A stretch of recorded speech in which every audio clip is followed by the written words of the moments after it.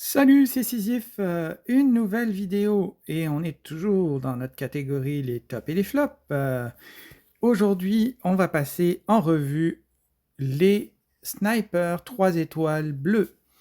Alors, j'ai décompté 10 personnages et il y a des costumes que j'ai décomposés en deux catégories pour permettre d'avoir certaines idées de la variation des différents héros qui nous sont soumis à disposition. Le premier héros, c'est-à-dire le meilleur du pire des héros en 3 étoiles bleues, j'ai nommé un certain Greyman.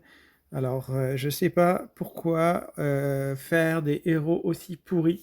Hein, il est dans la même catégorie que des héros qu'on a vus en violet, comme Renfeld et Francesca. Donc pour moi, ça va à la poubelle, ça se mange, ça fait tout ce que vous voulez. C'est moyen. Pour un sniper, c'est vraiment un gros défaut. Et ça se soigne. Alors, j'ai quand même mis en 9e position le costume numéro 1. Le Toon, c'est comme le héros de base, c'est nul. La variante, la variante costume numéro 1, ce qui va faire qu'il est légèrement meilleur, c'est qu'il se fait un boost attaque et qu'il s'immunise contre les dégâts. Donc ça, c'est quand même des choses intéressantes. Mais je ne vois pas dans quel monde on l'utilise, dans quelle situation on l'utilise. Donc voilà, dans la catégorie absolument inutilisable, vous avez Greyman. Et donc, une très bonne nourriture pour vos héros bleus. C'est parti. Ensuite, pour des raisons différentes, j'ai mis Vodnik. Vodnik qui, à la base, est un héros intéressant. Donc, si jamais c'est lui que vous avez en bleu comme sniper, ben, ça peut être intéressant, d'autant plus que si jamais vous tapez une cible avec beaucoup de mana, ben, il va faire un gros dégât. Donc ça, c'est son avantage. Son inconvénient, c'est qu'il est tellement vieux et qu'il n'y a aucun costume, donc ses statistiques sont très vieillissantes. Et c'est pour ça qu'il se retrouve en 8e position. Avec un costume, je reverrai ma position, mais pour l'instant, donc, on peut laisser tomber. On est en 7e position. En 7e position, j'ai nommé un certain Jarif. Ben, Jarif, il n'arrive pas. Il n'arrive pas à nous faire l'aimer pour différentes raisons, mais c'est surtout sa vitesse, c'est moyen. Un sniper moyen, je ne vois pas trop l'utilité. Là, oui, il a des petits passifs sympatoches, mais à part de ça, c'est pas terrible. Il tape assez fort, 335 pour un sniper, c'est pas mal. Et il va empêcher la cible de cumuler des bonus, il va se recevoir des dégâts en échange. Donc c'est ce qui fait que dans cette catégorie-là, il n'est pas ultra mauvais, mais un sniper moyen, pour moi tout de suite, il faut vraiment qu'il fasse quelque chose d'exceptionnel, et c'est pas son cas. Donc pour moi, il passe en 7e position. En position numéro 6, on va aller vers un héros qui a pour défaut d'être un peu vieux. C'est Jarvur, mais il est rapide et il se donne des stacks d'attaque. Donc il peut rapidement aller chercher des statistiques d'attaque super élevées, ce qui va être très bon pour lui. Mais c'est un héros plutôt vieux. Son coût est pas exceptionnel de 185%. Donc voilà. C'est encore une fois, si vous n'avez pas beaucoup de snipers, il est rapide, il fait le travail, mais dans la catégorie, clairement, c'est pas dans les tops. Un héros de niche par la suite, il s'agit de Soroka. Et Soroka, bon, il est moyen, mais par contre, il a des stats pas dégueulasses. Il a l'avantage d'être une gargouille et de s'envoyer une peau de pierre, donc ça lui permet d'être résistant. Et en plus, si jamais vous l'utilisez, il va avoir des dégâts qui peuvent croître en fonction du nombre de tuiles bleues que vous avez sur le plateau. Donc ça peut être intéressant. Et je sais que certains l'utilisaient il n'y a pas si longtemps en événement.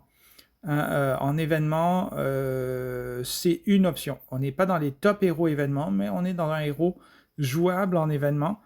Donc pourquoi pas? Voilà, ça lui donne une petite utilité, même si, ça fait longtemps que je ne l'utilise plus. On rentre maintenant, dans les 4 meilleurs héros, qui, vont croître en d'utilité en fonction de l'avancement. Gato, qui lui aussi est un héros d'événement, parce qu'il a une bonne stat d'attaque, dans les bleus, et comme on travaille souvent en bleu, ça en faisait un héros intéressant, mais c'est un mono-cible, donc ça le rendait peut-être pas optimal, mais quand même pas si mal. Il tape relativement fort sur une cible et il immunise, lui et ses, alliés autour de lui, aux effets négatifs. Ça en fait un héros pas mal. Le problème, c'est ses statistiques qui sont très vieillissantes et qui rendent, le héros assez fragile malheureusement, hein. Donc voilà, Gato, un ex-héros, intéressant.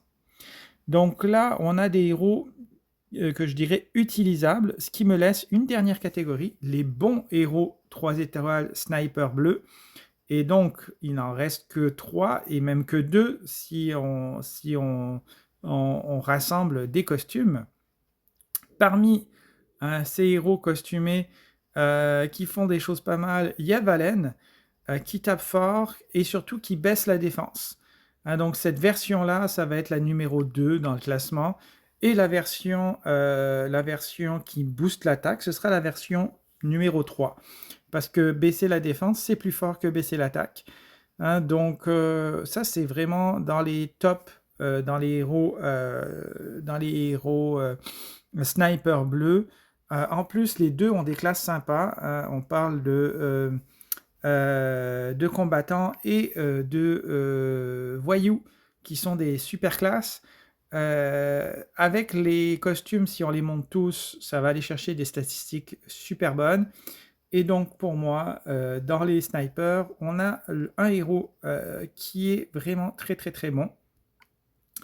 Et la star sans aucun égal, et là elle dépasse tout le monde, cette star d'une tête, voire de plusieurs têtes à mon avis. On a vraiment un héros exceptionnel. Il s'agit de Plancher. Comme son ami Felton en jaune, et d'ailleurs je vous dirais en défense, le combo Felton-Plancher est sympa. Vous allez chercher plus de bonus à couvert, vous avez plus de chances de couvrir un voisin. Vous avez le passif sympa qui peut être explosif. Et lui, il tape à 385%. C'est très, très, très, très fort. Il y a très, très peu. En rapide, il est combattant. Ça fait plein de choses qui en font un héros exceptionnel dans tous les tournois, mais surtout les sanglants et les bonus. Même si c'est un combattant en bataille sanglante, il tape très fort. Si vous mettez son LB2, il tape encore plus fort. Pour moi, c'est un des meilleurs et je l'utilisais encore il y a peu en tournoi. Je dirais, il est dans le 2e chapeau tournoi. Si vous n'avez pas des héros top, lui, il est dans la catégorie immédiatement en dessous, hein, qui permet de faire des beaux scores en tournoi parce qu'il tape tellement fort que même si ça partage avec votre partage de dégâts, il va réussir à clairer votre plateau en quelques secondes.